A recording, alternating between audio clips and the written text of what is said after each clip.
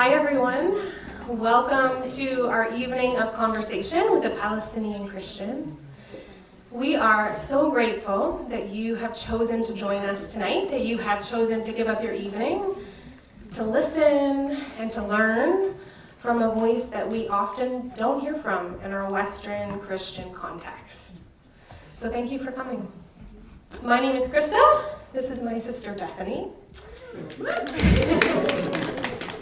And this is actually our third event that we have done through our local group called Christians for Just Peace. And Christians for Just Peace was created in an effort to engage our local Christian community in peacemaking around what's happening in Israel and Palestine. And also just to give us a community to learn, to listen, to wrestle through things, to figure out what peacemaking looks like, all together as a community. And so we are thrilled to be having our third event. We are grateful for Hammam, who has come from Toronto to join us tonight. And so I'm going to give you a bit of the lay of the land so you know what to expect. We're going to hear from our sponsors, and then we're going to hear from a really neat movement that's happening within the Mennonite community. And then we'll move into our conversation. And that conversation is why we're all here tonight. So we've dedicated a significant amount of time to that conversation. So we'll be in conversation for about an hour and 15 minutes. And we're going to put a break right in the middle. So that way anyone who needs to get some water, stretch, get some tissues, use the bathroom. So that way you can take care of yourself as things come up. And then our goal is to hopefully close the evening around 8:30. So I'm sure that many of you have some questions that you may have come here with. And you're probably going to leave with some questions as well. And that's okay, because the purpose of tonight is not to answer every single question, but it's an opportunity to learn about the Christian Palestinian experience. And so we invite you to think about setting aside those questions just so that you can be fully present with what we're going to hear tonight. So what I'm going to do first is I'm going to invite our first sponsor. We have Mennonite Central Committee, who's one of our sponsors. And I'm going to invite Ken up to the front. Come grab a seat, Ken. Tell us a bit about what MCC does. Sure. Yes, thank you all for being here. My name is Ken Ogasawara. I work for Mennonite Central Committee in Ontario. MCC, the little show of hands, and you don't have to be shy, and if no one raises their hands, that's totally fine. Who has heard of Mennonite Central Committee? Okay, I don't have to explain too much, but I'll just say, MCC is, our mission is, we are a ministry of the Worldwide Anabaptist Church. Our mission is to share God's love and compassion for all in the name of Christ by responding to basic human needs and working for peace and justice. That's the whole thing in a nutshell. That's our motivation. MCC, I'm not sure how much context I need to give here. MCC does so much that and I just came from a conference of young adults where I gave this elevator pitch like 1,000 times at the break times, but MCC works in partnership in 47 countries around the world. We work, when I say partnership, it's with the recognition that the communities in which we work, no matter what country it is, know the needs of their communities, knows the context. They know their needs and their solutions best, and so MCC works in partnership with those community groups, with those local organizations to serve their community best. MCC supports that, and that's the partnership model in which we work. So that the work itself looks like relief, development, and peace in the name of Christ. That's kind of that's on our logo there. Those are kind of the three pillars of our work: relief, development, and peace. And relief is the context in which MCC first started to work in Palestine in 1949. That is, if you know a bit of the history of that land, that's within a year of the Nakba, the displacement of 750,000 Palestinians when the modern state of Israel was created. There was a huge refugee crisis, and MCC was there within the year.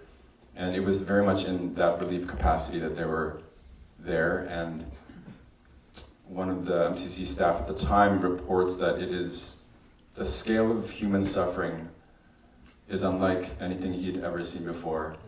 And what do we read today in the news? You know, it's been 75 years. You know, this didn't start on October 7. And so that is the context in which MCC is working in Palestine and Israel. We work through partnership through Palestinian partners. We work in Israel as well with Israeli partners, working for justice and for peace.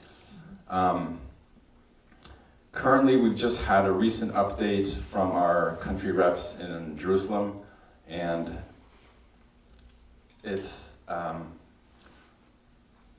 the situation is dire, and the frustration from our country reps is palpable.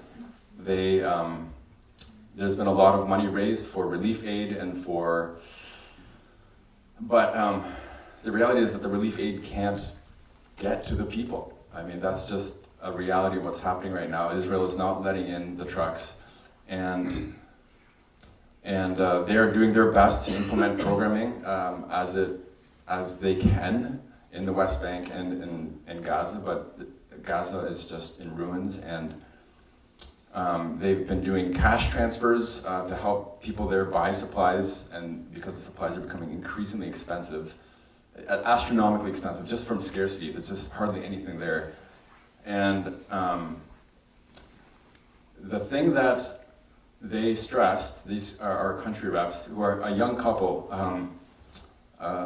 Sarah Funkaiser and Seth Malone, they just recently started this position mere months before October 7th, and so they've just been thrown right into the fire on this. And they stressed that while the relief donations, which have been coming in through MCC and funneling to our partners, is crucial, advocacy is the single most important thing right now, because without our voice calling for peace, calling for justice, calling for a ceasefire, the donations that are, and the food and the aid will not get through, and people continue to die. And so that advocacy call is something for us to consider as Christians. I think most of us in the room are Christians, and we have an interesting and complicated relationship with this topic.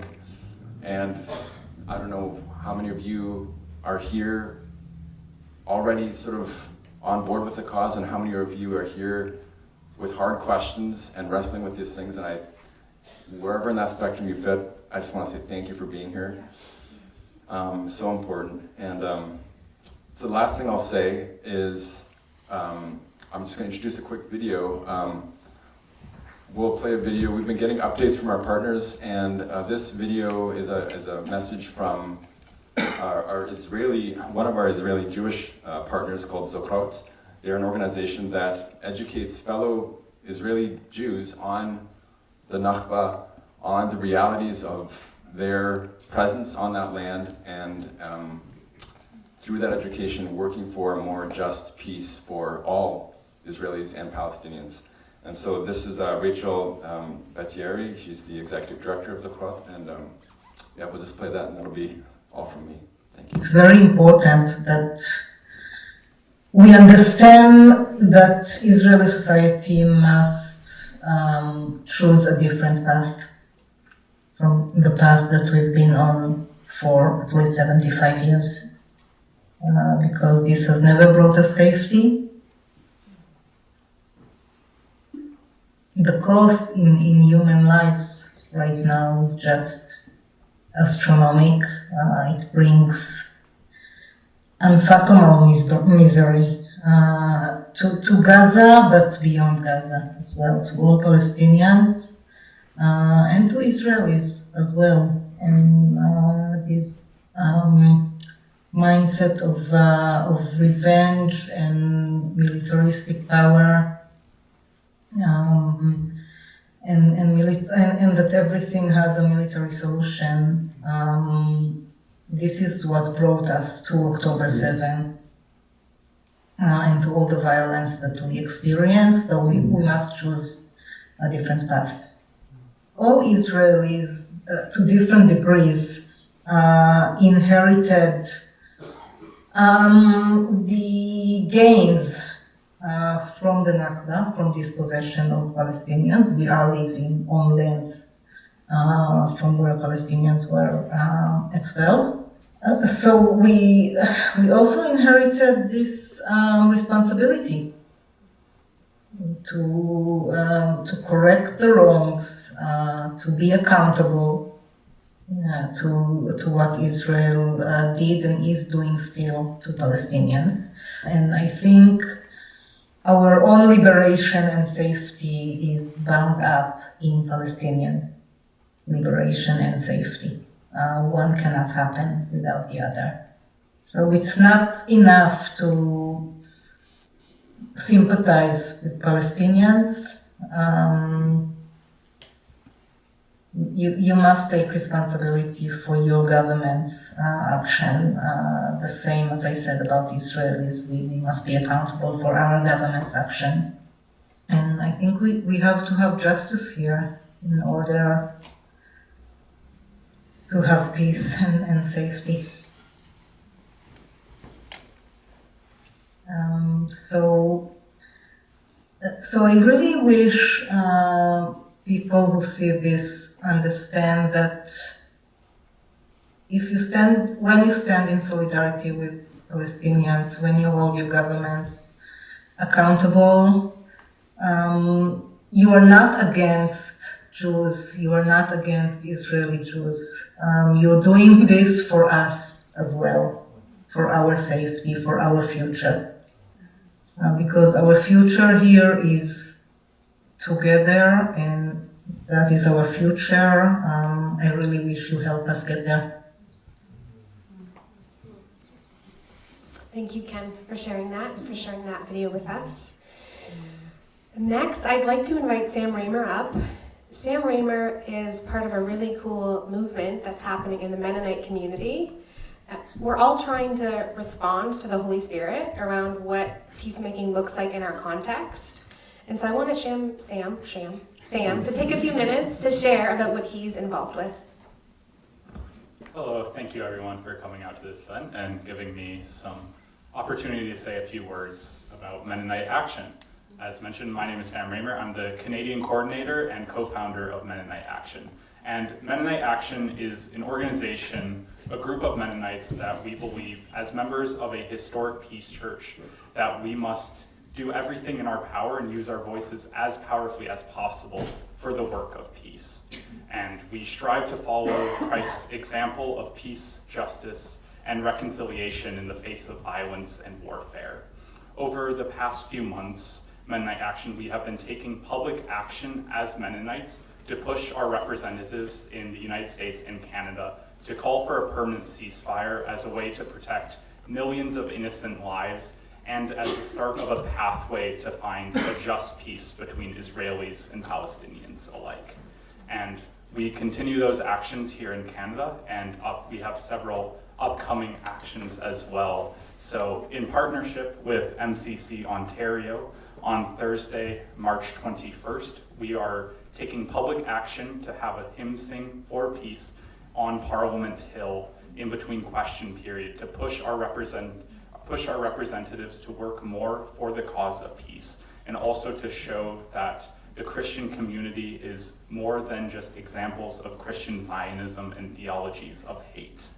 Following that action, we are also hosting a bi-national week of action, March 25th, Holy Week, and we have the theme of these actions as send aid, not bombs. During these actions, we hope to present to our representative physical representations of aid, such as quilts, perhaps bread, other contents of the MCC relief kits, and just as a physical representation that we are pushing our representatives, we are advocating for our representatives to work for peace, to work for a ceasefire, and as the start of a lasting just peace. If any of you folks have any questions on Mennonite Action or want help hopefully organizing something here in the Barrie area, please let me know afterwards, but thank you all. Thank you so much, Sam. Lastly, we have our community peacemaker team's sponsor. They weren't able to send someone here in person, but they did send a short video. So we'll be watching that. It's just about 3 minutes long.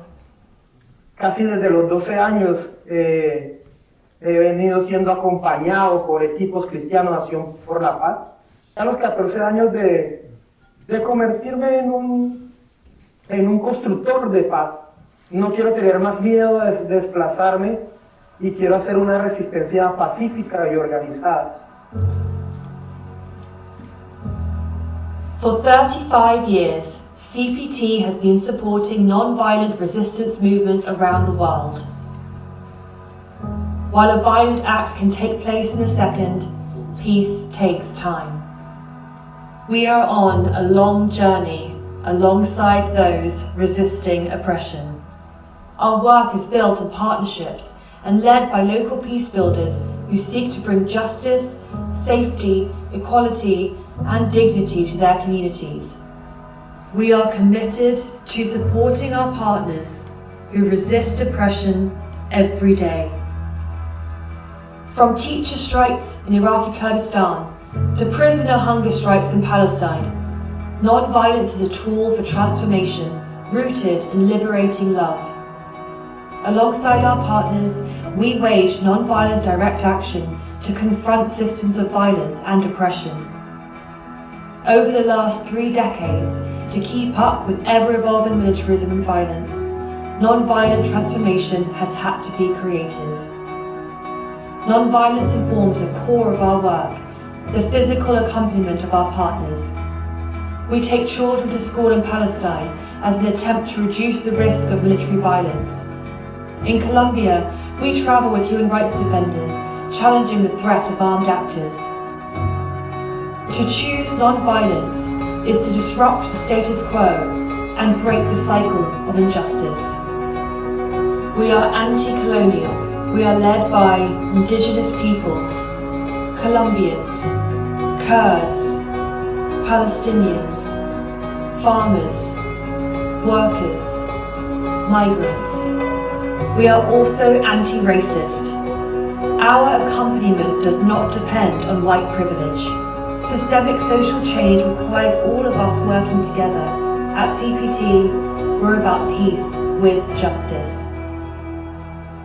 Together, we've supported the social movements that led to a peace agreement in Colombia, being part of the Palestinian struggle for liberation for over 26 years, documented the impacts of Turkish and Iranian cross-border bombings on Kurdish civilians, exposed the torture of Iraqi prisoners in Abu Ghraib at the hands of the US military, accompanied indigenous land defenders and water protectors in their struggle for sovereignty, walked with migrants to court and across border checkpoints, celebrated the small victories of Colombian farmers' right to their land in Las Pavas, Huebo, and Garzal, built a community of people trained in non-violent tactics.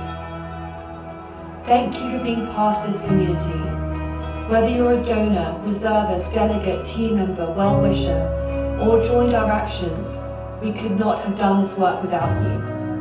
Let's continue together on this struggle toward justice and collective liberation. Thank you for watching, and thank you again to our sponsors that have made this event possible. We're really, really grateful for them coming alongside of Bethany and I. We're going to move into our conversation, so I'd like to invite our honored guest, Hammam, up to the front with us.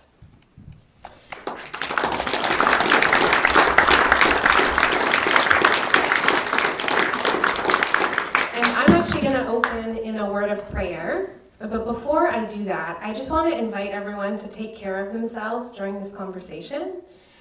There are 2 washrooms at the back. There's a washroom downstairs as well. There is a lounge area downstairs. So if you need a moment to be by yourself, to be in quiet, please take advantage of those spaces. We have Kleenexes located at the sound station, 1 box back there by that side door, and then 1 Kleenex box back at the coffee and tea station. So please take care of yourself. And we will be taking a break again halfway through this conversation so that we can stretch, take some deep breaths, and just take care of ourselves. So I'm going to open in a word of prayer. So if everyone could bow their heads and close their eyes.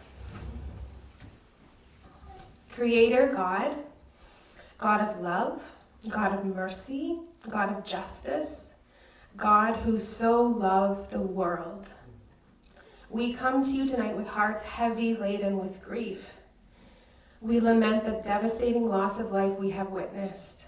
30,285 Palestinian lives taken. And with each day that passes and with each bomb that is dropped, countless more. We grieve the 1,139 Israeli lives lost on October the 7th. And we lament the precious human beings held captive, the 130 hostages still held by Hamas, the 7,000 Palestinians imprisoned by Israel, and the 2.3 million Palestinians trapped in Gaza. Our hearts are heavy as we witness 2 million Palestinians starving to death. Our hearts are heavy as we witness fathers pulling their children from the rubble, mothers attempting to soothe their traumatized children, and children searching for their parents who are no more.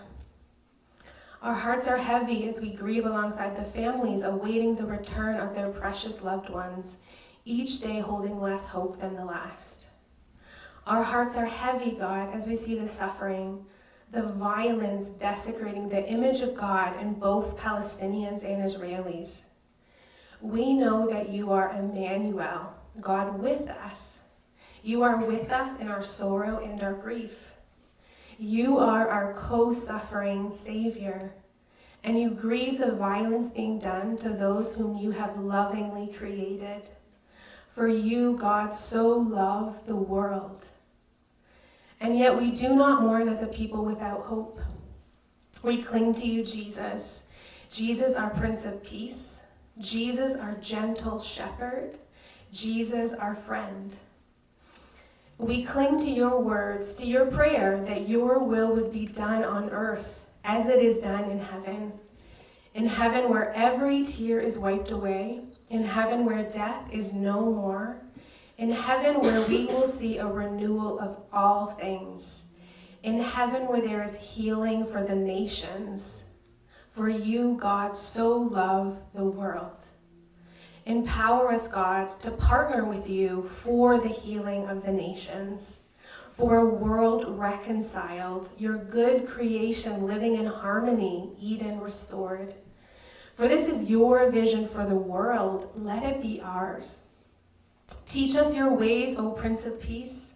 May we move beyond condolences and the empty platitudes of this is what war looks like, to the committed pursuit of peacemaking, to the throwing off of injustice, that we would be called children of God, and that our lives would be marked by the ministry and message of reconciliation, just as you, God, reconciled the world to yourself through the death and resurrection of your Son. That we would love the world, for you, God, so love the world. Forgive us, God, for the ways prejudice has blinded us from beholding the image of God in the face of others, for the walls of separation we have built, for the demonization of the other within which we have participated, and for the times we have regarded others from a worldly point of view. We confess our sins of racism, the many ways that we have viewed those different from us with judgment and suspicion, seeing them as less human than us. We confess the ways in which we have been tempted to hate. May we love, respect, and dignify all the peoples of the world, including Muslims, Jews, Christians, Israelis, and Palestinians. For you, God, so love the world. And so tonight we offer you ourselves, our hearts and our minds. We bring to you our uncertainty, our discomfort, our pride, our ignorance, our overwhelm, and our fear. And we ask you to teach us. Teach us to see how you see. Teach us to love how you love. We long to encounter your compassionate heart for Palestinians and Israelis tonight. Open our eyes to the ways our beliefs may be contributing to injustice, and enable us to listen to our brother, our beloved brother, with humility of heart and openness of mind, that we would be willing to enter into his suffering as you have entered into ours. May this evening be marked by love of neighbor and love of enemy. May this evening be shaped by peacemaking, compassion, mercy, and justice for all. For you, God, so love the world. In Jesus' name, amen. Okay, Hammam, we are so honored to have you here with us. Thank you for coming from Toronto to be with us in this time. You were born in Gaza. You have extended family currently in Gaza. And we recognize the incredible emotional labor that you are giving us tonight. So thank you for being with us. Thank you for having me. Yeah. How are you doing in this season? How are you feeling today? I'm feeling okay. I'm good today. I've been feeling much better the past little while than the first 3 months, from October to December, January. It was really, really difficult. I think I was experiencing some kind of shock. And I was getting requests, media requests, and requests to be on podcasts and interviews. And I had to decline some of them, and others I watched it afterwards, the interview afterwards, and I could tell something was off about me. It just wasn't all there. And I realized I must have been just in a state of shock about what was happening. Absolutely. And incredible, just went into a depression. But it helps to know I'm not the only one who was going through this. It's a collective, kind of Palestinian collective experience. And not just Palestinians, but people who stand in solidarity with us, people who have supported us, people who have been watching, are seeing this genocide being perpetrated on their phones. Many for the very first time, right? Yes. So it's having such a huge impact on society, and it's quite historic, I would say. Absolutely, Hammam. Yeah. I was going to say, I feel like even the way that it's kind of unprecedented that the people who are dying are like streaming live their own suffering, looking for food, pulling their children out from rubble, like Krista mentioned. I think that this is kind of an experience that none of us have really walked through, and I feel like it's got to be triggering for other groups that have experienced oppression, marginalization, systemic like injustice against them. And so I'm so grateful for you to be here and share, and yeah. Where would you like to start with your story tonight? Yeah, well, I'm really honored to have everyone here to listen to my story. I recognize there are some Palestinians perhaps in this crowd as well. Let's see, so did you want me to talk a little bit about what's happening with my family now, or should I go through some of the history first? What do you think is going to be?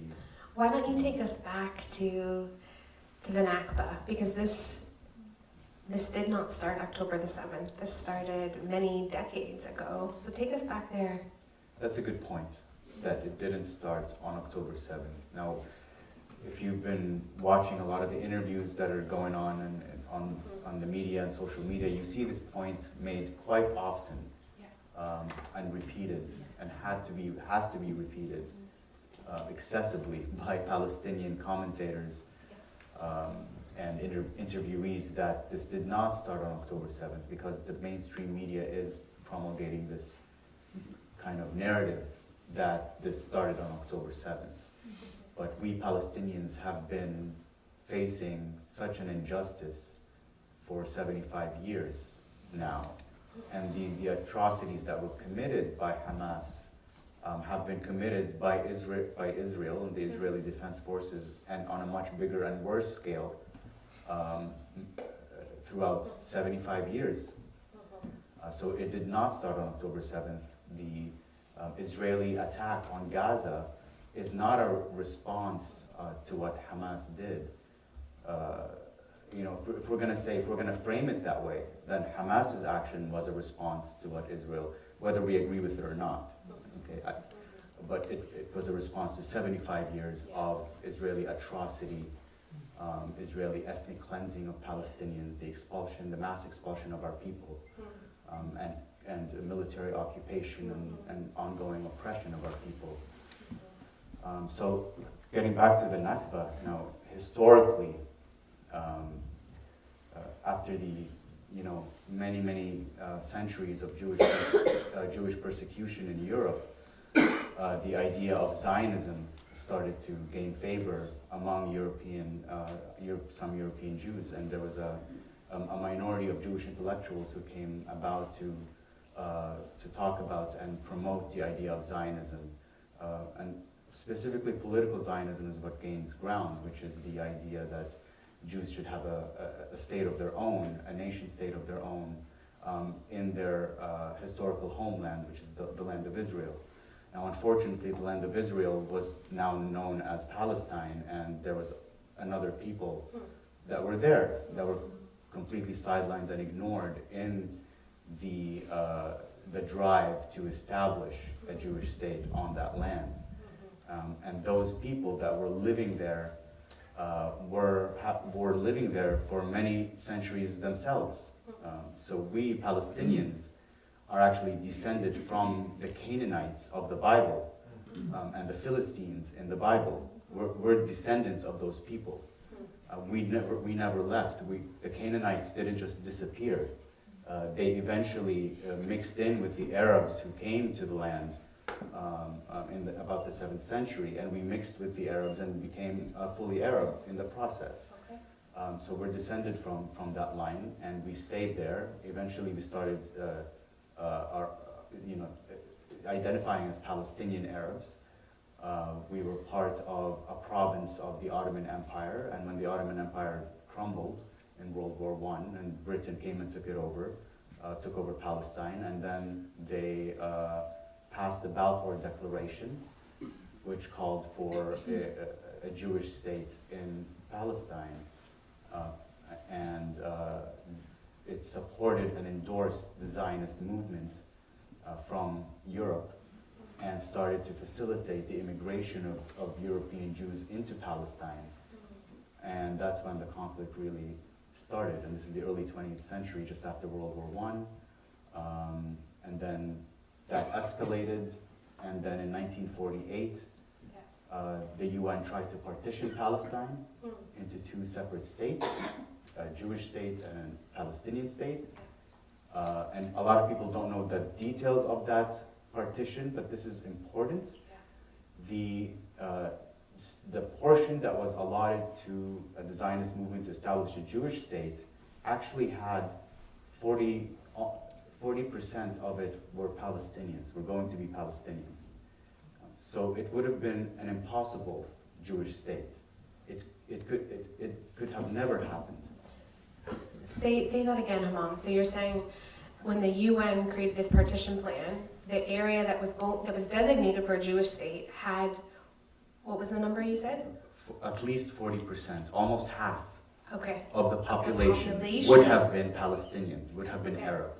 Okay. So the UN made a stupid mistake by making that suggestion. That was not well thought out by suggesting that kind of demographic separation. And so the leader of the Zionist movement at the time, David Ben-Gurion, he looked at this and he knew this was not going to be possible. It's impossible to have a Jewish state on a land where half of your population is Palestinian. It wasn't going to happen unless you weren't going to be democratic. But he wanted to have a liberal democratic system like the one modeled on the Western model, right? So there was only one way to deal with that for him, right? Which is the removal of that population, that Arab population. There was not going to be any other way. You know, those who support the Israeli government often tell us that if Palestinians accepted the partition plan, none of this would be happening today. Actually, no. If we had accepted the partition plan, we would have still had to be expelled. There wouldn't be a Jewish state today if we accepted it. Not with those numbers. At the same time, the Zionist movement had owned only 6% of the land in 1947. Only 6% was owned by the Zionist movement and the Zionist and the Jewish community, the Yishuv as it was called.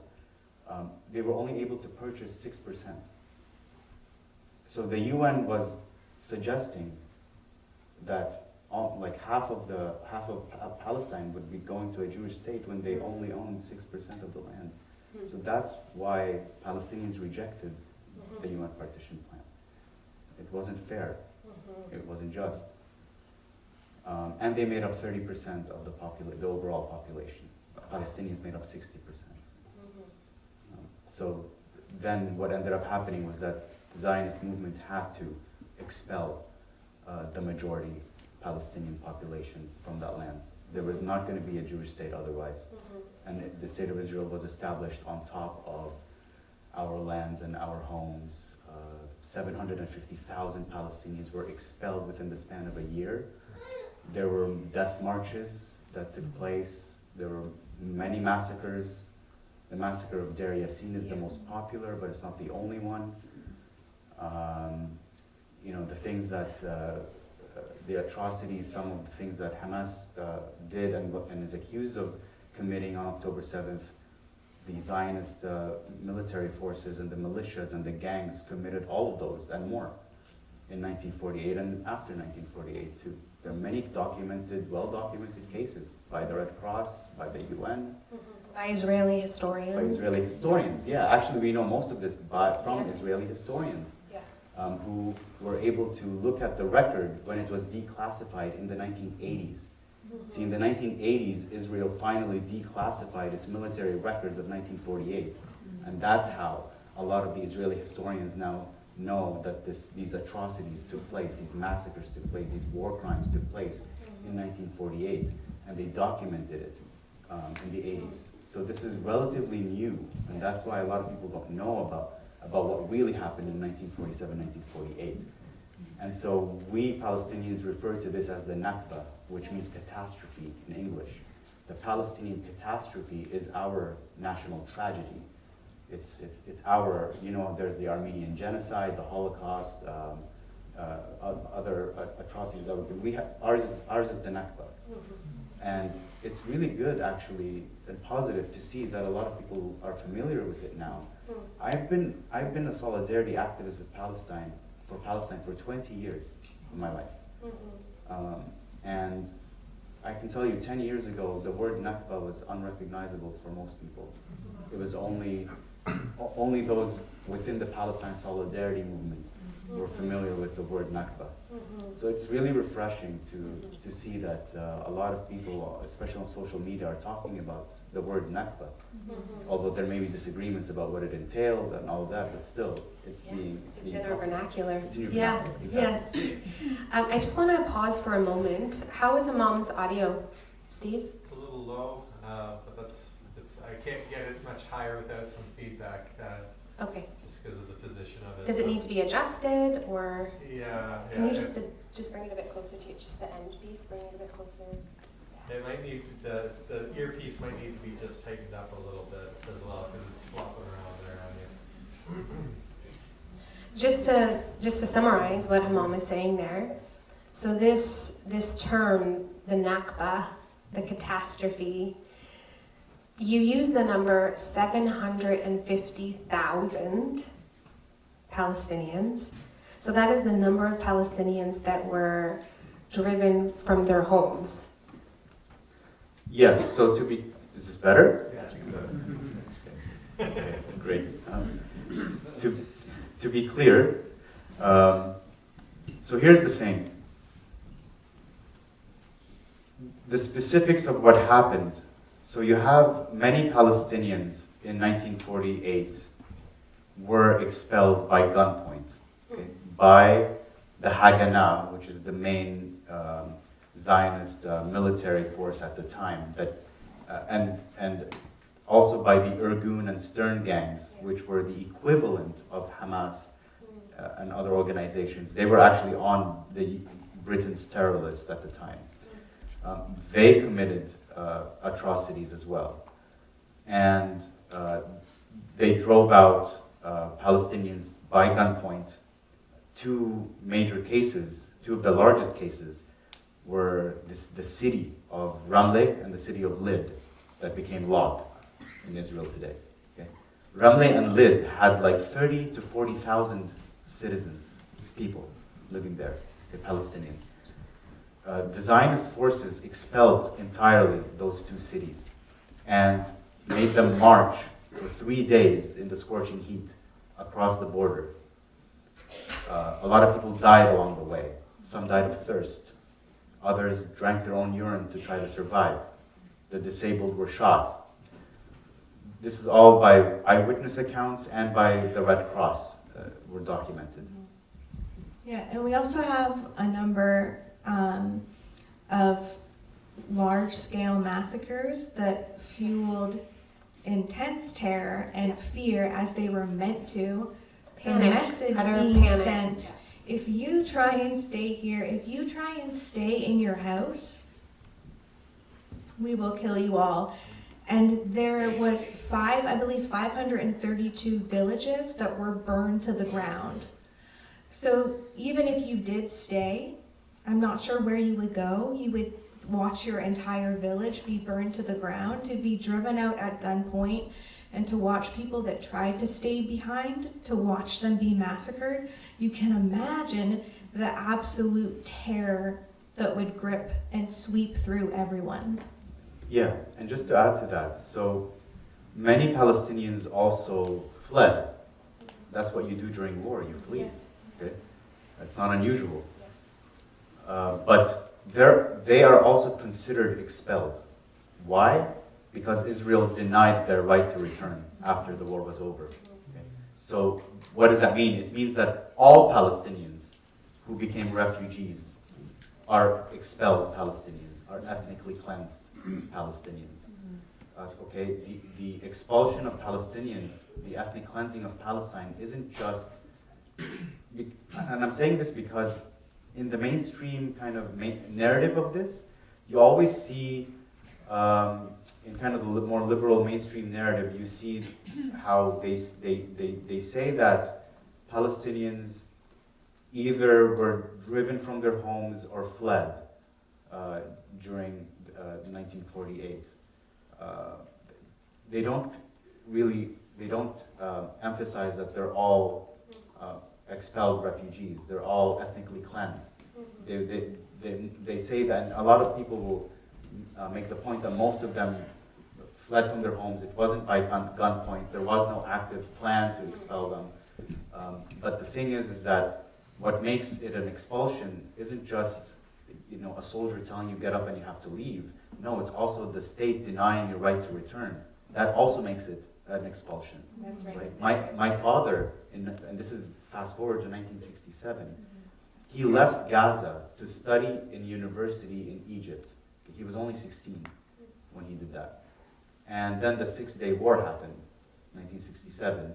Israel took over Gaza, and my father got a notice that he's not allowed to return. He can't go back to Gaza. He was only able to go back years later for a visit where he married my mother and where they had me, but that was years later. So your father leaves at 16 to go to school in Egypt. The war happens and he is stripped of his residency rights, of his rootedness in that place. Yeah, and of his family. He sent a letter to my grandmother, his mother, his parents. And in that letter he wrote, "I miss your cooking, Mom." He was only 16, yeah. And they sent him back a letter saying, they said, "Never say that again. You are a man now. You have to be strong." And And I know that, Hammam, a lot of Palestinians will wear keys around their neck.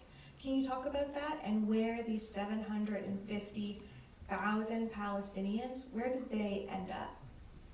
Yeah, so they ended up in different areas of the world. Most of them, a lot of them actually ended up in the West Bank. A lot of them ended up in Gaza. That's why Gaza is the most densely populated area in the world. It's not natural. It's because most of Gazans, most of those who are being slaughtered today, are not from Gaza. They're actually from cities and villages and towns that became the state of Israel. They are refugees to this day. They have the right to return to their lands in what became Israel. But they're not allowed to, and they're not allowed to be compensated either. Like Israel, we're not saying that Israel has to give them back their literal homes that are now occupied by Jewish families, Israeli families. We're not saying that. Actually, the Palestine National Movement isn't calling for that, never called for that.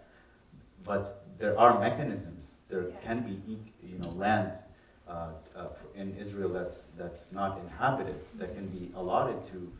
It's called. It's actually, there's a name for it, a legal mechanism. It's called land restitution. Yeah. Land restitution. So we can have that if the right of return was implemented. But Israel is absolutely not interested in the right of return. And the right of return is actually the biggest threat to Israel, or the biggest thing that Israel doesn't want to talk about, because it threatens the Jewish majority. And this is why Israel does what it does, is because it forced the Jewish majority to take place, to create the Jewish state, a democratic Jewish state, so that means Jews have the power of the vote. And as soon as, because it's a democratic state, and what I mean by democracy is the minimum. So the minimum is voting, right? We get to vote in our government. Because the Jewish state was created as a liberal democratic state, it had to have a Jewish majority. And so they will defend that Jewish majority at any and all costs. They have to maintain that majority in some way. They have to maintain it in some way. They will not allow Palestinians to grow. They will not allow Palestinians to return. They will not allow Palestinians to prosper. And the reason for that is they are threatened by our numbers. So then you have millions of people living in Gaza, Palestinians, who left when Israel proper was created, who still have the keys to their homes, who may be 2, 4, 6 kilometers walking distance from their village. And then I'm just curious about, you talk about how densely populated it is. You have so many refugee camps in Gaza. And I'm just wondering, like, can they leave Gaza? Can they go somewhere else? Like, what is it like to live in Gaza today? Well, before October 7th, before the genocide, it was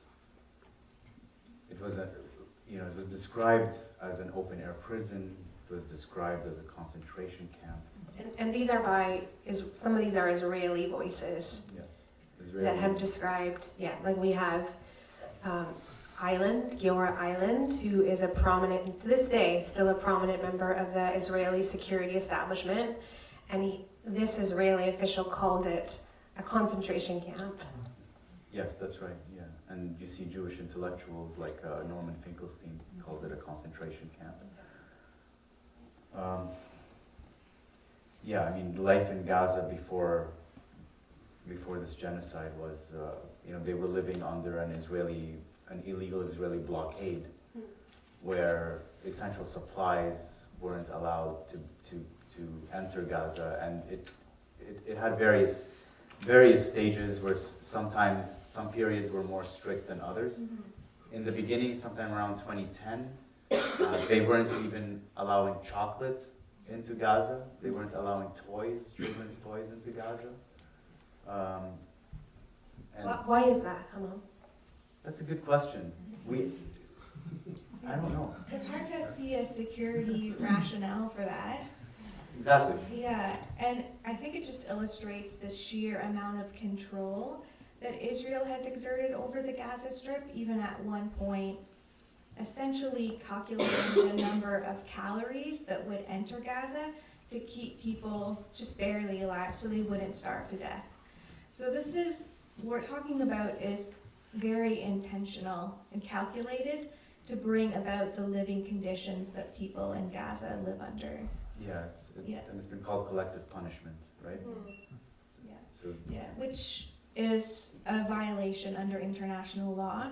So you cannot punish an entire group of people like for the crimes of like a smaller group of people. The other thing too I just want to mention when we think about Gaza, and you think about all the refugees that live in the surrounding areas who are not able to come home.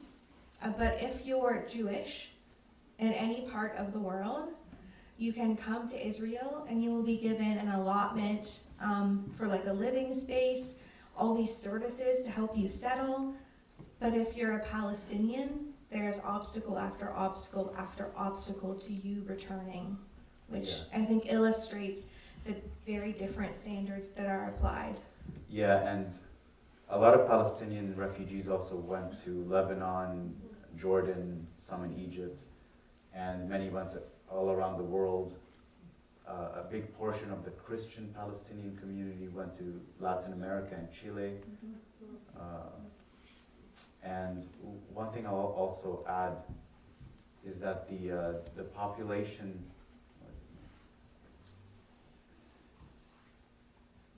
Sorry, it slipped my mind. The point that you were making. Register, like the population register? No, Oh, the right of return? Yes. Okay, so like even if there is a two-state solution to this issue, right? Let's say there is a two-state solution. Palestinians here who are from what became Israel, right? Their parents or grandparents were there, right? They wouldn't be allowed to go to Israel in a two-state solution framework, but you can.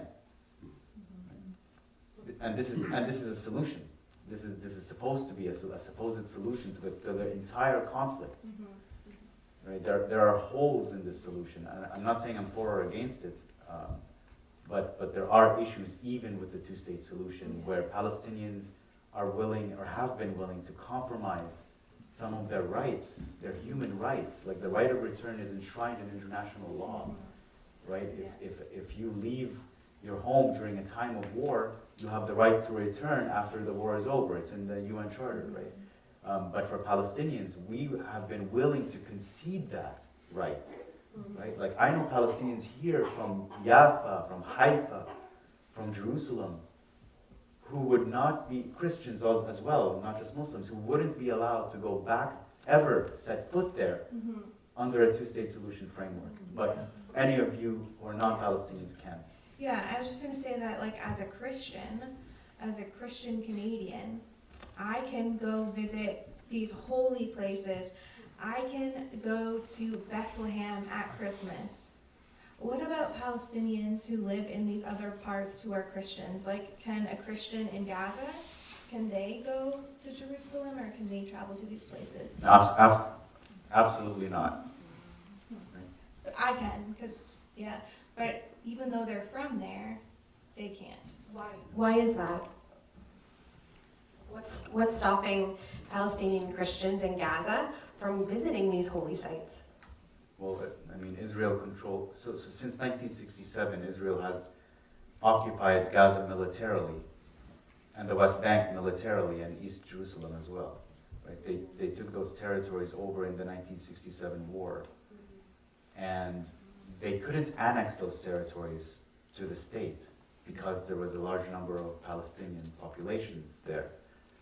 And of course, like we were saying before, they are worried about the demographic issue of Jews have to be a majority at any and all costs. Nevertheless, they took those territories over, and they're like, so what are we going to do with them? Let's, all we can, we can't make these people citizens of our state, so we're going to, but we're still going to, this is still our land, and we're going to expand into those lands.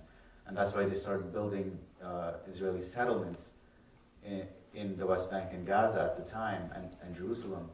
But in order to protect those settlements, they had to impose military rule on the Palestinians living there. Okay, so that's so much information that you just shared with us. So you're saying during wartime, Israel took over territory that was not theirs, and because they need to maintain a democratic majority, they can't bring in these Palestinians, so instead they militarily occupy these areas. So you're talking about an occupation, a military occupation. I had never heard that word 6 years ago. I had no idea that Israel was occupying parts of Palestine, that Israel was occupying the Palestinian people. What is an occupation, a military occupation? It's when a state and military take over a territory that's not theirs and militarily control it and impose military rule.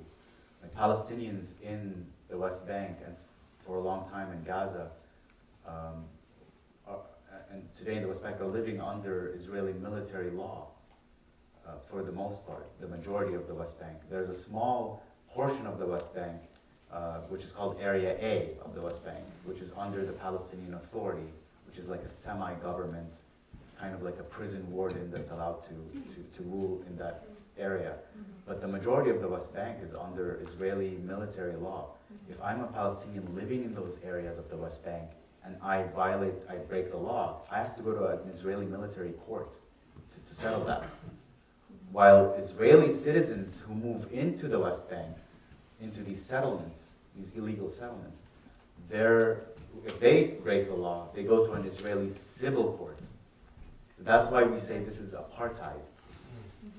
This is two separate laws for two separate people on the same territory. If that's not apartheid, I don't know what is. Yeah, so I'm not sure if you can see, but I did put up a map of the roads of Israel-Palestine. It's kind of hard to see, but basically you have a majority of roads, you have complete segregation of roads. So you have roads that only Israelis can drive on. If you're a Palestinian and you drive on that road, yeah, it could be very bad. And then you have checkpoints that only Palestinians are forced to go through. And this can make things incredibly difficult for them to access different areas. And it means that they don't have control over their own time because they have to go through these checkpoints. And the Israeli soldiers that occupy these checkpoints are basically like little kings. And it can completely be arbitrary who they stop, who they detain, who they arrest, who they beat. It doesn't matter. And the laws are the military law is to the extreme that even a child can be arrested and detained under the accusation that they were going to throw a stone. So they didn't throw a stone, but the soldier can say, well, they were going to throw a stone. And there's also a separate law that if a child throws a stone at the separation wall. So you even have more rights for separating structures than you do for Palestinians in a lot of ways.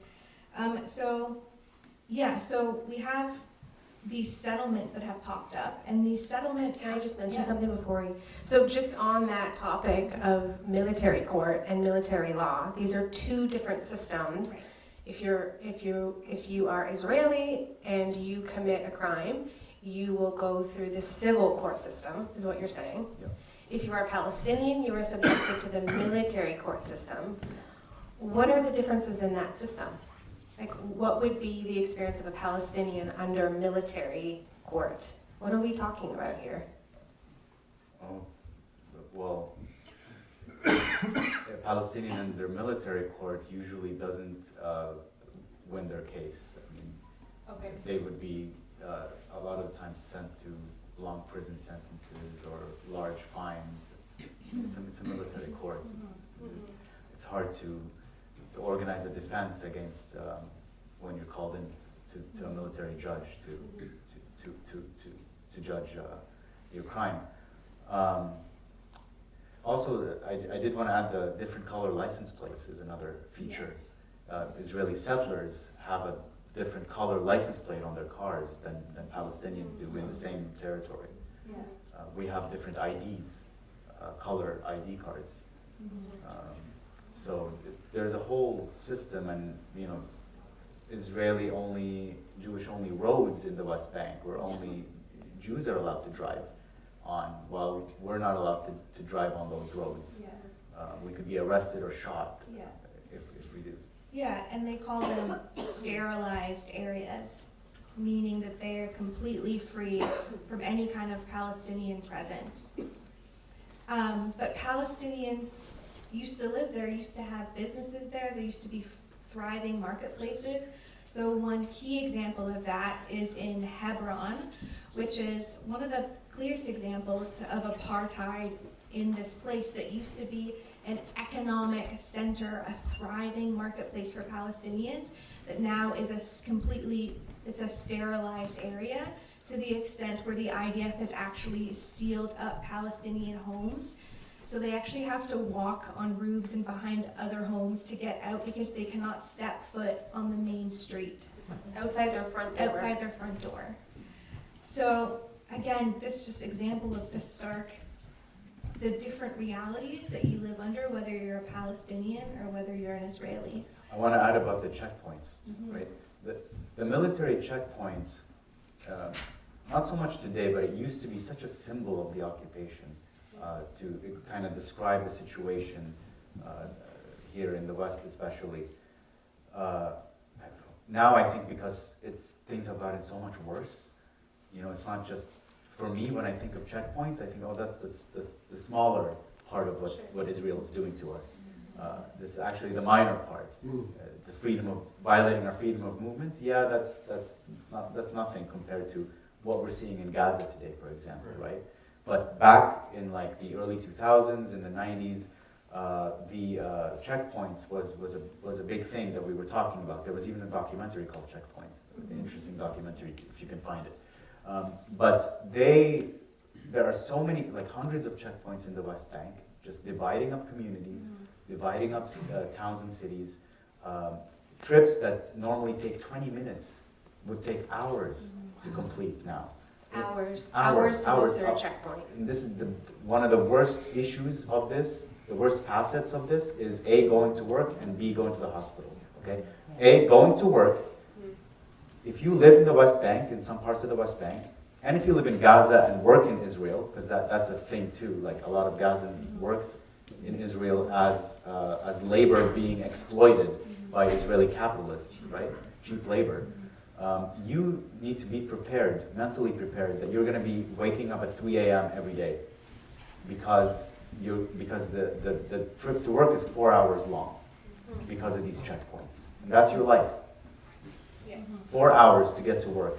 Your children have to wake up extra early to get to school. 4 hours long to get to school. Okay, every day. That's your life. Imagine that. And they have to be checked by soldiers, sometimes strip searched as well. Right? Children. And that the hospitals. That can be a life or death situation. There have been many deaths documented by human rights organizations and Christian organizations of Palestinians dying because the ambulance was held up at a checkpoint. There are cases of women having to give birth at the checkpoints, and sometimes they died as a result. Soldiers didn't care.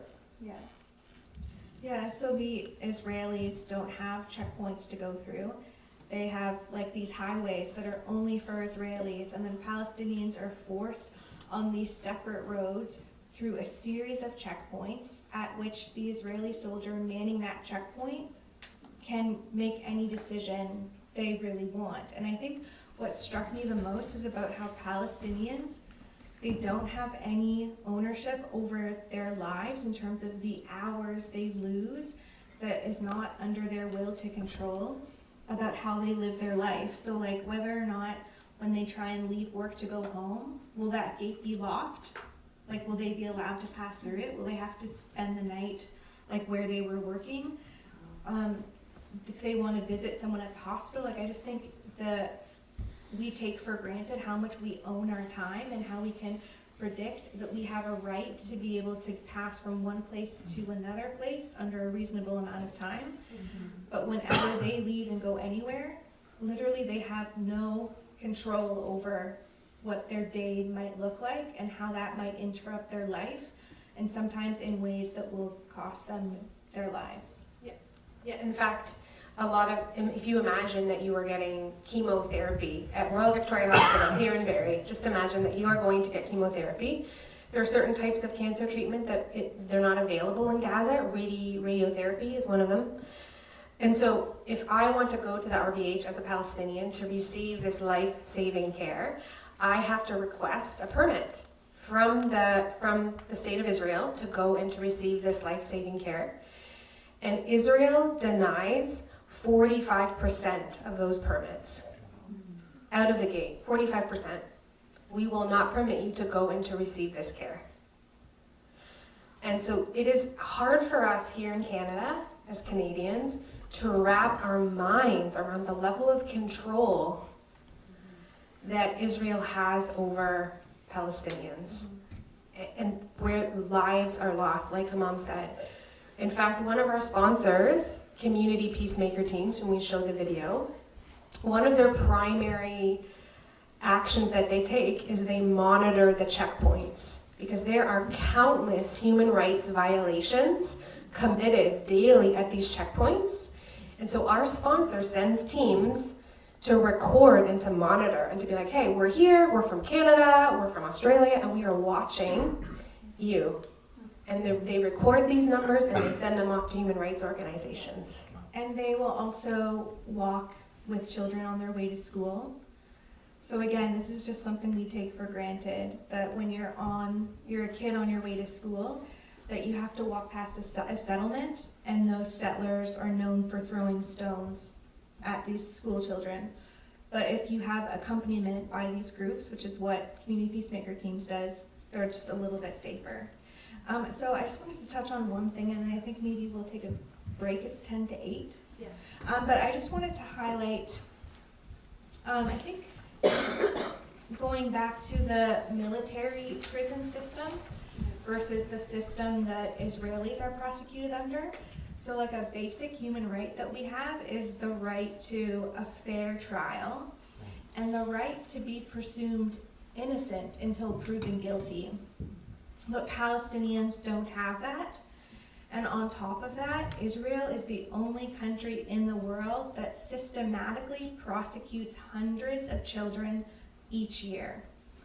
And when I say that they prosecute children, I'm not sure if Hammam, you wanted to, Kristen, want to talk about what the process is for being detained. If the Israeli military comes to your house and takes you to prison, what that looks like. I did put, a graphic up there. Do you want to take that, Hammam, or Kristen, do you want to take that? I am familiar with how much torture actually takes place when Palestinians are interrogated. And I know friends that have been blackmailed and threatened when they were detained by the Israeli military. You know, if you are interrogated by the Israeli military, good luck to you. It's a traumatizing process. From a mental health perspective, it's quite traumatizing. They always look for collaborators among Palestinian society, the Israeli military and the Israeli security. What's called the Shin Bet, which is the internal Israeli security intelligence, sort of like CSIS here, or the RCMP. They interrogate Palestinians in the West Bank, and there's a lot of blackmail, a lot of it. They will say that, I have a friend, they took photographs of his sister in a change room and threatened him with releasing those photographs if he doesn't collaborate with the Israeli army and out whatever people he knows that are in the resistance factions. So there's a lot of that kind of thing. There's torture, physical torture, emotional torture, all kinds of cases that, not just that I know, but are well documented in that system. Yeah, and one of the other kind of markers of this system is that the military court has a conviction rate of 99.8%. What does that mean? It means that you have almost no chance of being found innocent. And so if an Israeli soldier says that you were about to pick up that rock and throw it at that checkpoint, you're toast. Like, that is unfathomable to me, the fear and the immense power that these soldiers have. And there have been children as young as 6 that have been arrested. That violates all kinds of international laws in terms of the rights that children have, inalienable rights as human beings, as children. The other thing that they're known for is that the Israeli military will go into these houses and break into them in the middle of the night and drag these children out of their beds after busting down the door. They will zip tie their hands, they will blindfold them. And actually blindfolding them is a very basic human rights violation, because psychologically what happens when you can't see anything is incredibly distressing. So you can imagine that you're a Palestinian family, you're sleeping, they barge through the door, they break down the door, they drag your child out of bed, they handcuff them, zip tie them, they throw them on the floor of a military jeep, and guess what? They don't have to give that child a lawyer, they don't even have to tell the parents to what Israeli prison their child is being taken. With so many families will wait and wait without even knowing where their child was taken. So it's almost like a kind of torture even for the families and the parents. And they're often forced to sign a confession in Hebrew, which is often a language they don't understand. And like Hammam said, they will often be threatened to have their siblings arrested and dragged in unless they confess. So you can see why they have a conviction rate of 99.8%. Yeah, so I feel like this issue, actually, the detention of children, was one of the ones that just impacted me so much that I just cannot shake the inhumanity and the brutality of the occupation. Yeah. And the sexual assault of and harassment of women that are detained as well is something that's, these days, you'll find more on it if you search for it. Is there anything else you'd like to add before we go to break about the occupation? I'm good for now. There's lots. So, okay, everyone, we're gonna let's take a 5-minute break. Get some water, use the bathroom, have a stretch, and we'll be back here in 5 minutes. Thank you. Okay. So as we start this final half of the conversation, Hammam, take us through what these last 5 months have looked like for your family and for the Christian community in Gaza. Yeah, okay. So, first I'm going to talk a little bit about the Christian community, the Christian population of Palestine as a whole. Just briefly, that historically, we make up 15 to 20% of the population. That's not a small minority.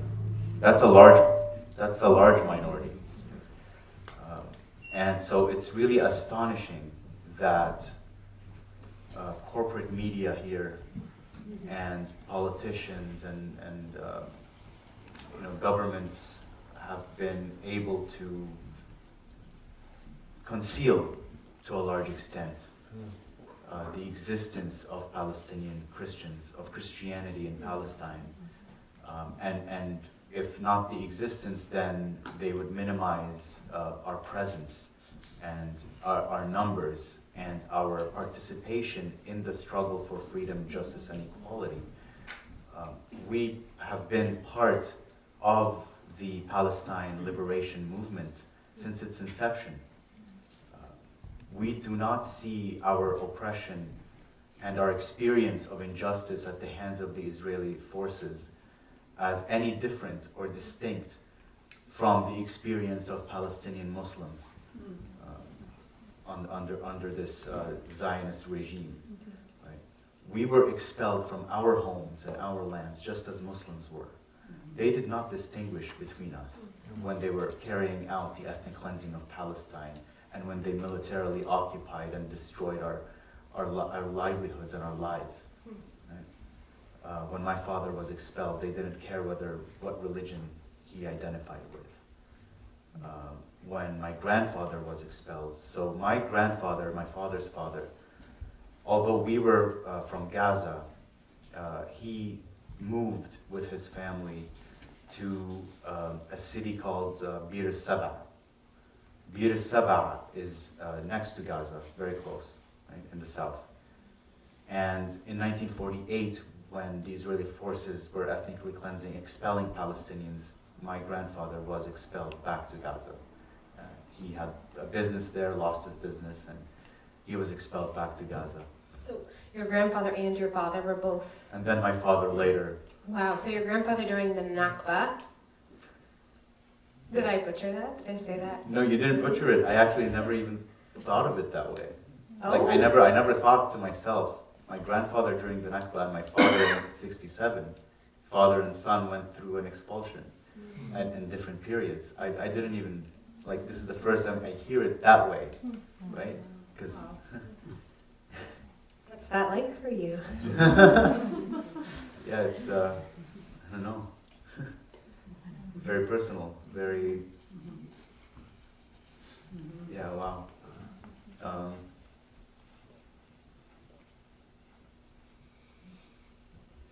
Yeah. And then my mother grew up under military rule. She was 5 years old, 4 or 5 years old when the 1967 war happened. And she and her family had to decide which room of the house to shelter in, to hide in, because the Israeli planes were bombing Gaza at the time. And there were 2 rooms that they could choose from. And they chose one room. They went and huddled there. And lo and behold, the other room was bombed. So she remembers that to this day. And she was just a child at the time.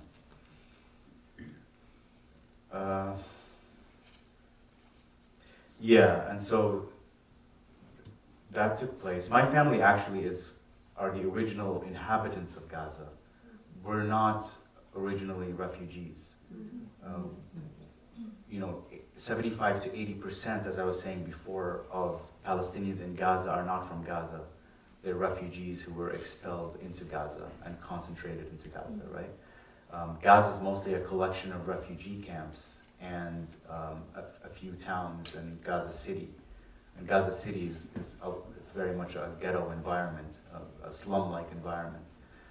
But my family's from Gaza City. Thousands of years, we were never outside of Gaza. So, except when my grandfather moved to Bir Saba. When Bir Saba was taken over by Israel, they changed its name. Now it's known as Beersheba. If you look at the Israeli map, you'll see Beersheba there. And that used to be Bir Saba. Similar sounding names, but one is in Arabic and one is in Hebrew. So the Christians, going back to that, were not treated any differently. We were also expelled from our homes and lands. Our churches were bombed, destroyed, demolished. Right? And this is still going on. Like, this went on throughout the years. Our churches were demolished, destroyed, bombed. Our priests were detained. We have a prominent voice in the Palestinian struggle. His name is Archbishop Atallah Hanna. He is a spokesperson for the Christian Orthodox Church in Jerusalem. And he's been very vocal. The only problem is he doesn't speak English, so it's hard. That's why a lot of people don't know him in the West. But he's very vocal, and he's considered an icon of the Palestinian resistance, actually. He's on social media, you can look him up. But he's been detained by the Israeli military many times throughout his life. Other priests are also involved, like most recently a new kind of emerging voice is Munzer Ishaq, Munzer Isaac. You can look him up. He's a Lutheran, I believe, pastor. So he's been quite vocal, and he has good English skills, so he's been heard by a lot of people here in the West.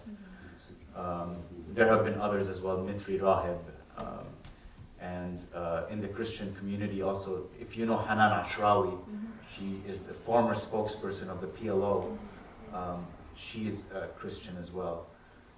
We also have Shireen Abu Akleh, who was the journalist that Israel assassinated a few years ago. She had American citizenship as well. She had American citizenship, as she was an American as well. So she was killed by Israeli forces, and she was Christian. And I think many of you saw her funeral, that the Israeli military, behaved just like ridiculously desecrating the funeral, interfering in the funeral procession in the way that they did. Very difficult and disturbing to watch why they would do such a cruel thing. As Palestinians and were carrying her coffin and carrying crosses in the air, right? In 2002, there was a famous case of a Palestinian altar boy. He was 12 years old. His name was Johnny Thaljieh. His story's now been largely forgotten. I will never forget it because I can't get the image out of my mind of Palestinians carrying the cross and his coffin and marching with him.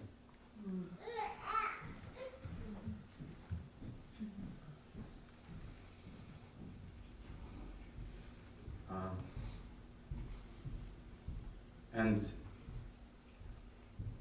there's a long-standing tradition of Israeli settlers spitting on Palestinian nuns. And I was told about this as a kid. My mother told me that this happens. It's just an occurrence, that they spit on nuns. There's something, just a habit that they do. And I was just a kid at the time, but now as an adult, now I see it on social media, right? So it's interesting to see how these stories are corroborated. It's not just hearsay. If you look it up on Instagram or Facebook, you'll find these videos of Israeli settlers. They're walking by a church, or there are some Palestinian nuns there, and they'll turn over and spit and keep moving. Just some habit they picked up along the way. I don't know. Right? We have resistance leaders who were involved in the PLO who were Christian as well. This is also something that's concealed from much of the world. George Habash was one of them. Naif Hawatmeh was another. These are founders. They founded Christian resistance armed factions that are actually, those two factions are now fighting alongside Hamas in Gaza against the Israeli soldiers trying to defend Gazans, defend our homes from the Israeli soldiers and the Israeli military. So, and these organizations were founded by Christians, and this is something they won't tell you. So that's that's a brief kind of overview of the Christian minority in Palestine. Now, I'll talk about my family. So in Gaza, Christians are their numbers are much fewer than in the West Bank and the rest of Palestine and in the diaspora. In Gaza, we currently make up about 1,000 people, only 1,000 Palestinians out of 2.5 million, 2.3, 2.5 million. Before the Israeli blockade, we were 3,000 during the occupation of Gaza, the military occupation. And now we've been reduced to about 1,000. And so we are on the brink of extinction as a community in Gaza. Right? After this genocidal war is over, I expect that there may be only a handful, maybe 100, few hundred left of us. So I think it's safe to say that we've been completely annihilated now by the Israeli military from Gaza as a Christian community. I would be surprised to see I wonder who's going to be still left. how many Christians are still going to be left in Gaza. Some of those will be some of my family members. A lot of my family, my own family members, have decided to stay and not to leave Gaza because we know that we're going to be eradicated as a Christian community, and we Christians experience the added pressure to remain on our lands because we know that if we leave, we're not going to be allowed to return. That's it for us. All Palestinians know if they leave their land, they're not going to have the right of return that I spoke about earlier. There has never been a conflict between Israel and the Palestinians where Israel allowed the Palestinians to return home, in these wars that took place in 48 and 67. And so we have experience with this. We don't want a repeat of the past. Some of us regret leaving in the past, and so there's pressure on us to stay rooted on our lands, which is obviously a very difficult choice that humans are being forced to make. Either you stay and risk death, or you leave and lose everything and start from scratch somewhere else, right? So that's going on. How is your family currently doing? Where are they right now? How are they doing? So when the bombing started in October, there was the Israeli military ordered the evacuation of northern Gaza, right? And we weren't sure if that included the Gaza City, because it never did. In the past, Gaza City was not as targeted as other areas of Gaza. So we weren't sure if that included them. But then it became abundantly clear that it did include Gaza City. And that's where my family was. And so they left and they went to the churches. The churches are still in Gaza City, so they're still there in the north. But the assumption is that Israel is not going to touch the churches because the West is watching, right? Christians in the West are watching. Western Christians would never allow this to happen to us. They could never allow this to happen to us. And yet they're allowing it to happen to us.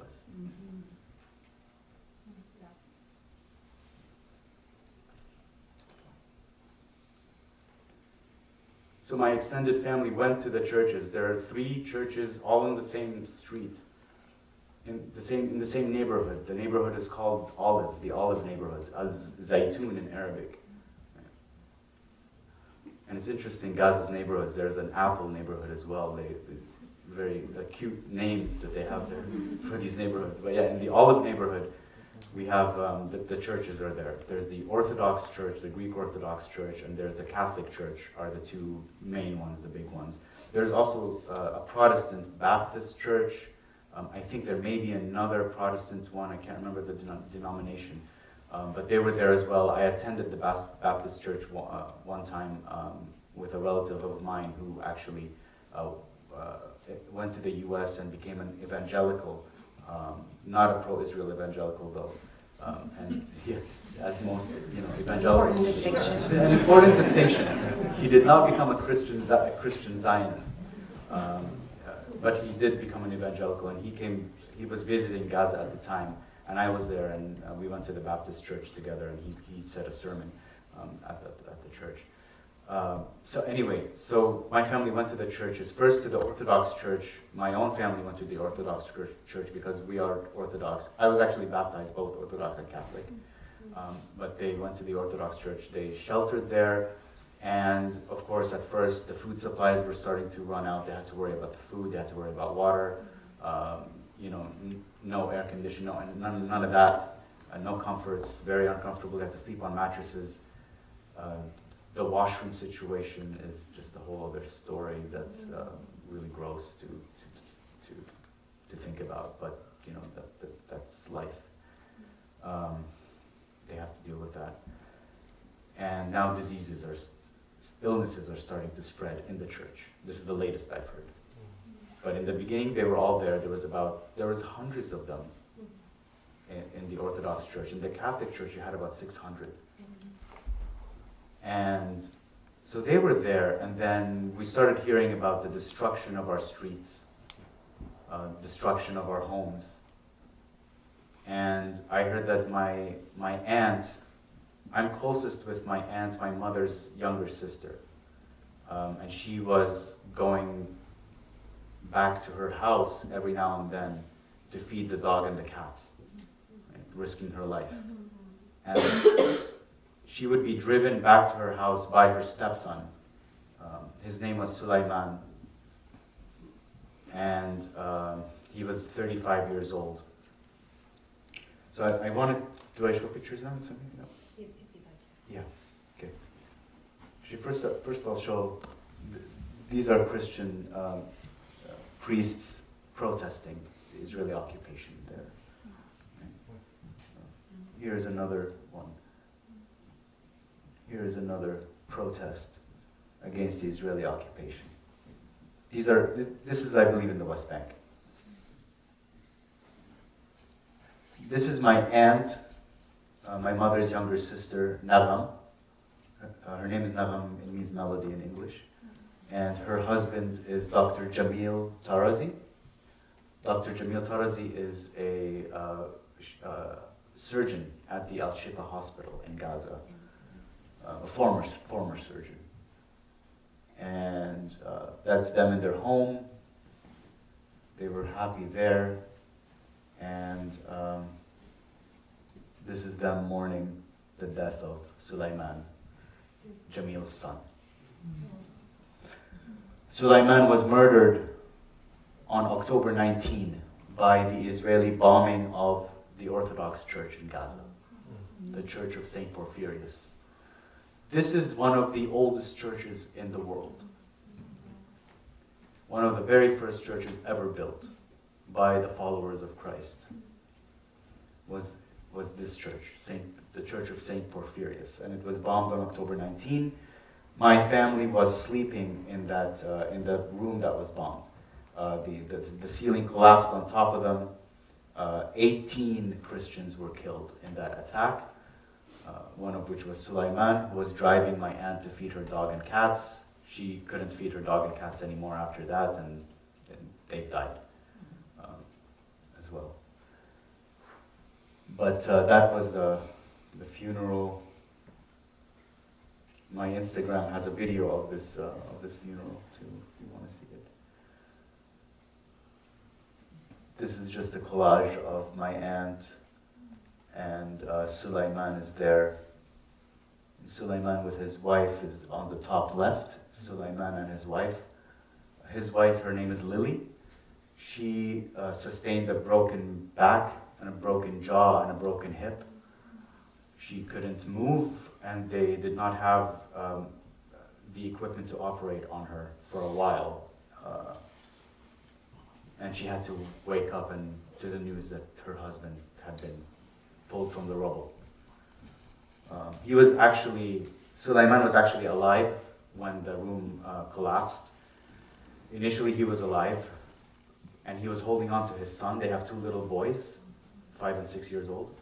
He was holding on to one of his sons, and the rescuers came to pull his son out of his hands, and when they did that, the floor beneath him collapsed. And I don't know if his son was conscious to see his father falling.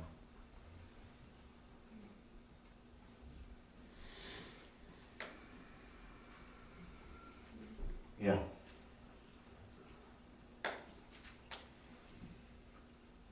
Also, 18 people were killed, including this family here.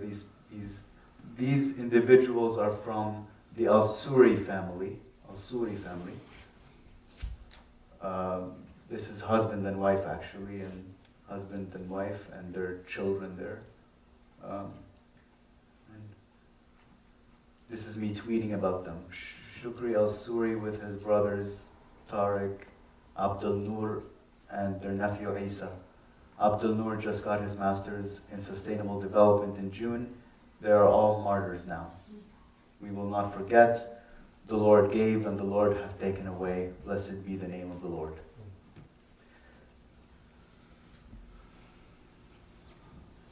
we have Shukri al-Suri has passed away at the Holy Family Church in Gaza, where conditions are said to be worsening.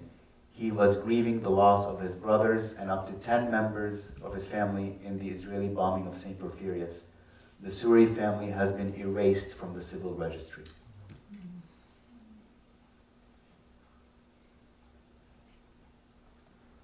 Here, my condolences to the Barbara family.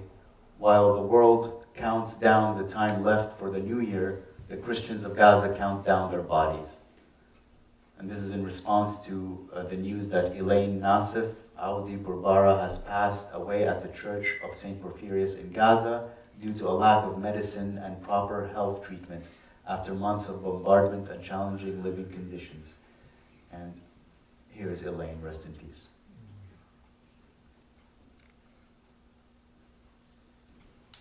This was Christmas last 1 year ago, in 2022. The lighting of the Christmas tree in Gaza. This is an Orthodox priest. Right? So I'm also showing you this not just to show the Christian community, but also to dispel the myth that Hamas oppressed us and persecuted Christians in Gaza. No, I'm sorry. Hamas does not persecute Christians in Gaza. And that's a fact. We do not feel persecuted by Hamas. Right? We felt some exclusion sometimes, like, hey, you're not part of us. We felt that before.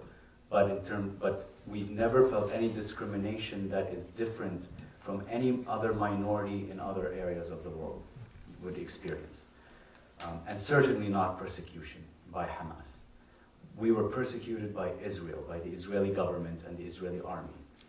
It was the Israelis who bombed our houses, the Israeli army that expelled our people from our lands and our communities and bombed our churches and spat on our nuns. It was not Hamas and not the Islamic resistance organizations.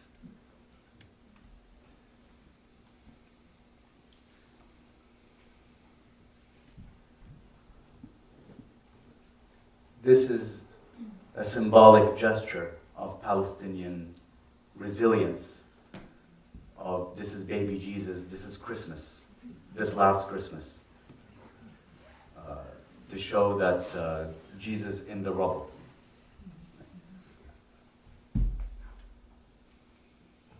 And in this picture, at the bottom there, that woman is my great aunt, Ilham.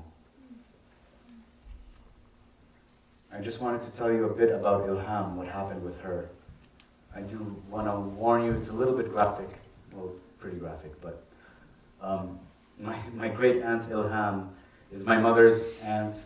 She was known to be quite independent, stubborn, did her own thing, didn't listen to anyone. She traveled whenever she could get a permit from the Israeli military, or she would be able to go places to the West Bank or Egypt.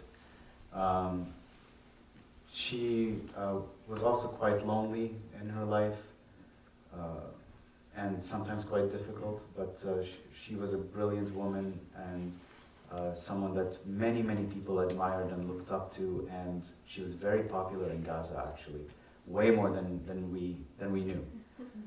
We only found out after she was murdered. So on November 12th, she couldn't stand being sheltering at the church anymore. She was at the Catholic Church at the time. She was fed up, and she's like, I'm out of here. I'm leaving, I'm going back to my house, I don't care, to hell or high water. They tried to convince her to stay, she didn't listen, which was in her character. So she found someone to give her a ride. The man drove her close to her house, but not quite. He said, it's too dangerous from here. If you want to go, you're on your own. She got out of the car. She said, to hell with you. Slammed the door and kept walking to her house. Just before she got to her house, an Israeli sniper shot her. She was shot in the leg. In the leg below the knee. And I'll tell you why that's important in a second. She fell to the ground, she took out her cell phone, she called my relatives back at the church. She said, I was just shot, I see the Israeli snipers, I see tanks. They said, hang on, we're calling, we're gonna try to reach the Red Cross, maybe they can go and, do something about this. The Red Cross said they'll need to get permission from the Israeli army so they can go rescue people. They never heard back, as far as I know, from the Israeli army about that. Next day, we find out that she bled to death. But the important thing about the point about being shot in the leg below the knee is that it's a deliberate tactic by soldiers to draw out fighters who might come and try to rescue the civilian, and then they can pick at them. So essentially, my great aunt was used as bait. So they shoot you and they keep you alive. They shoot you in the leg to keep you alive, and you stay there. And of course, they're not going to let the Red Cross come and take you if that's what they're planning on doing, and using you as bait. So she passed away. Immediately, there was an outpouring of support internationally. We were surprised. We didn't know that so many people knew her and knew of her. She was apparently the first music teacher in Gaza in modern history. She taught music. She played several instruments. She was a regular churchgoer, quite devout, and she wore very chic clothing and stood out from the rest of the crowd. And that's what she was known for. Quite a character. No, she's gone, and there was a lot of support, a lot of condolences, messages of condolences, media requests about her.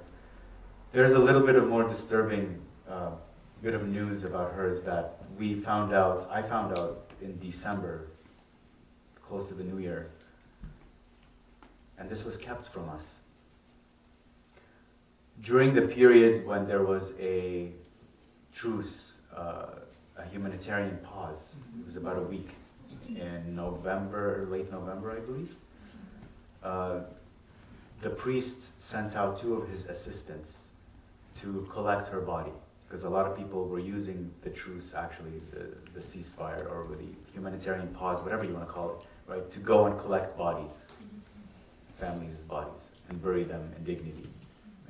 So the 2 assistants went to collect her body, and they only found like an arm and a leg, only pieces of her, and the rest had been flattened by a tank. We don't know if she was alive when she was run over by the tank, or whether it happened after she died, and we will never know. But this was kept from us. Apparently other families knew. Some people reached out to me and told me we knew about this, but we didn't want to tell you. We didn't want to disturb your family. I'm like, no, I want to know about this. And we can't just keep this to ourselves.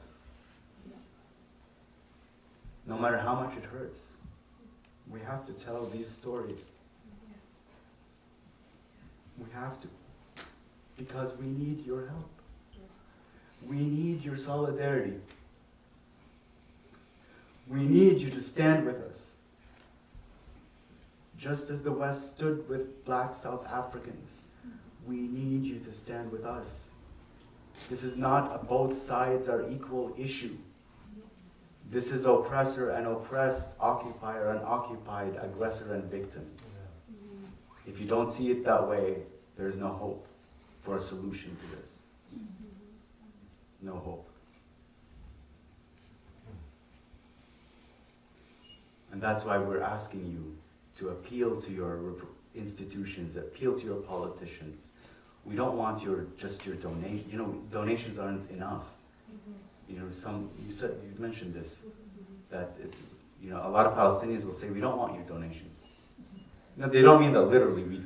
Donations are important to keep people alive, but this requires a political solution.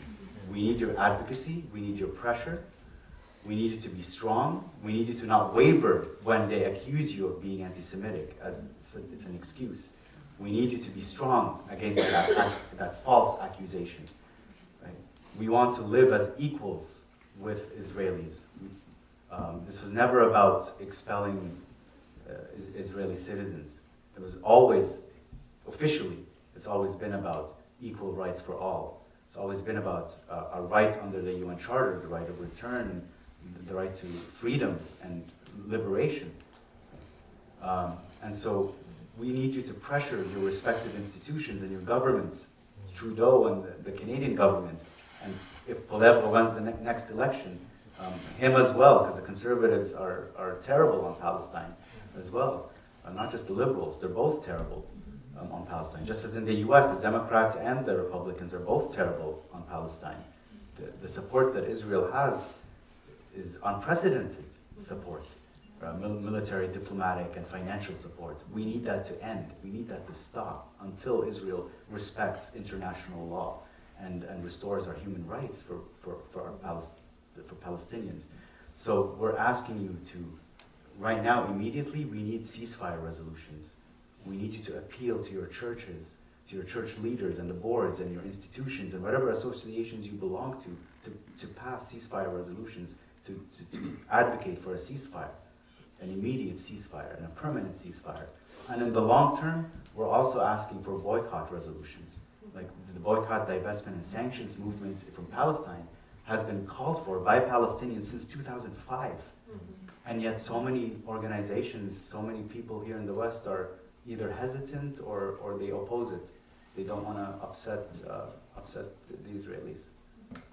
And the Israeli lobby organizations in Canada. They do have power, but we can win this if we are collectively organized and if we collectively speak out for human rights and equality and justice for all. Like South Africa. Like South Africa. Yeah. As we close this conversation, one final question.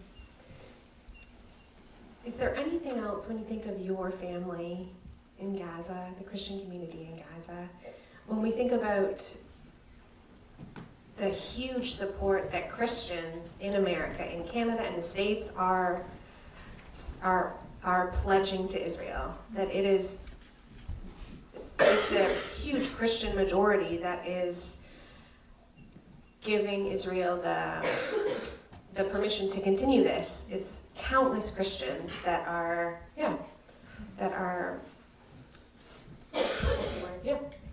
backing what Israel is doing. From your family, from your Christian community in Gaza, what do you want us to know here in this room? As part of the body, we are part of the body of Christ, you are part of the body of Christ.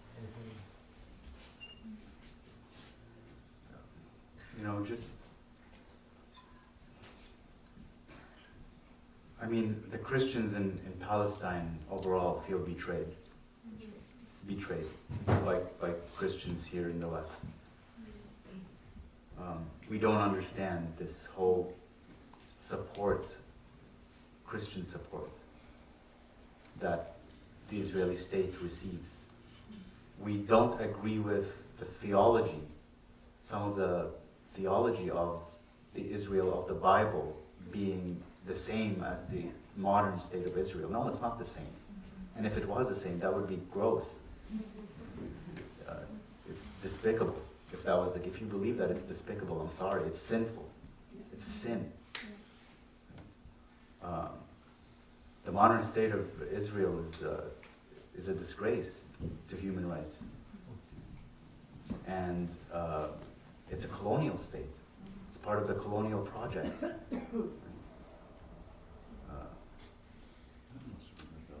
And Christian Zionism is a phenomenon that doesn't make sense to us and has resulted in support for killing Christians. What can I say? Right? We are victims of this theology. Yes. We've been victimized by it and erased and ignored and told that we're no different from Muslims. Like we're told, this is what I hear, like you are the same, you're all one and the same. Sometimes I hear that I'm lying about my religion. I've heard that too. It's Islamophobic as well. You know, saying that I'm actually a Muslim that's lying and disguised as a Christian. I've been told that many times. And that I'm a tool for Hamas, and et cetera, et cetera. Everything is Hamas, right? Hamas, by the way, was created in 1987. That was so many years after 1948. Come on. Like, this has been going on for much longer than Hamas. Right? Before Hamas, it was the PLO. Right? It was Christian leaders who were fighting Israel before Hamas. Right? Hamas is a relatively new phenomenon, and Hamas is an outgrowth of what has been permitted to stay, to remain. It's a product of the Israeli occupation and the Israeli atrocities. And one thing I like people to know, that I think is really important to note here, is that if it was any other people, this isn't about Israelis and Palestinians per se. Like, it's about the position of the people. If it was any other people, but in the same context, the same position, occupier occupied, colonizer colonized, and in the same way, the same configuration, the same relationship, the same thing would happen. They would have a Hamas. Right? Those people would create a Hamas. They would have the equivalent. And this has happened in the past. Nelson Mandela was on the terror list. Yes, yeah, and his political party too. And his political party. Until Sinn Féin. Yeah. Right? And they had their extremist elements too. But you didn't go to the extremist elements for the root cause of the entire conflict. We didn't do that. Yeah. So that's... Yeah. This is like a very basic human struggle.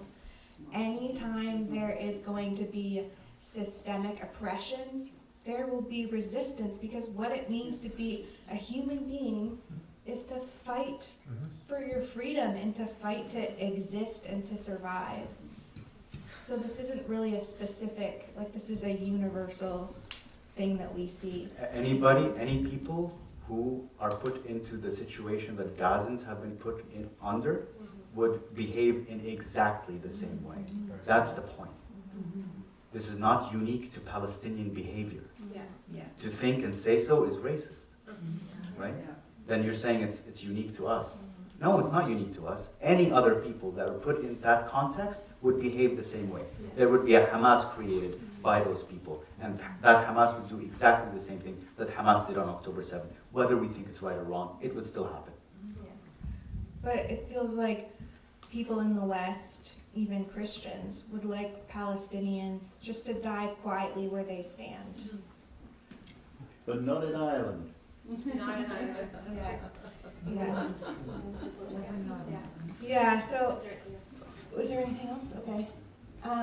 So I'm just gonna close us in prayer, because I feel like this has been so heavy and so like heartbreaking and angering, and maybe for a lot of people it's confusing and your mind is just going a mile a minute and you just don't know what to do with all of this. So I'm just gonna close this in prayer. God, I just thank you so much for everyone that came here today, that had the courage to engage in this and to be moved by our call as Christians to seek peace and to seek justice. So I just pray that you would bring us peace, that you would keep our hearts soft, keep compassion at the center for us, to think about what it means to live like Jesus.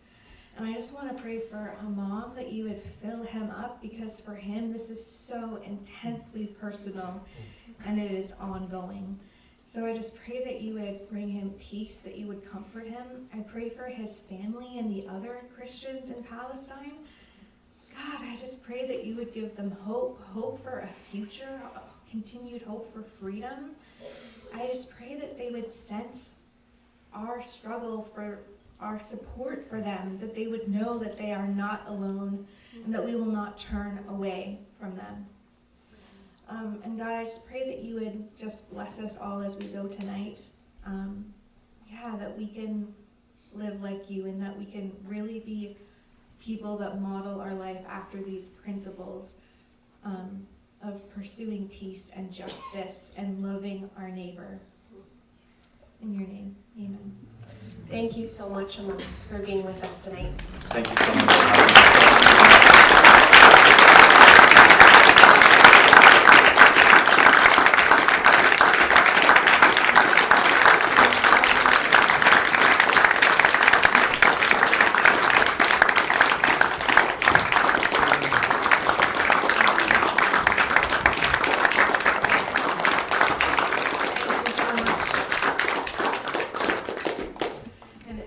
Dismiss you, we just want to invite you to action.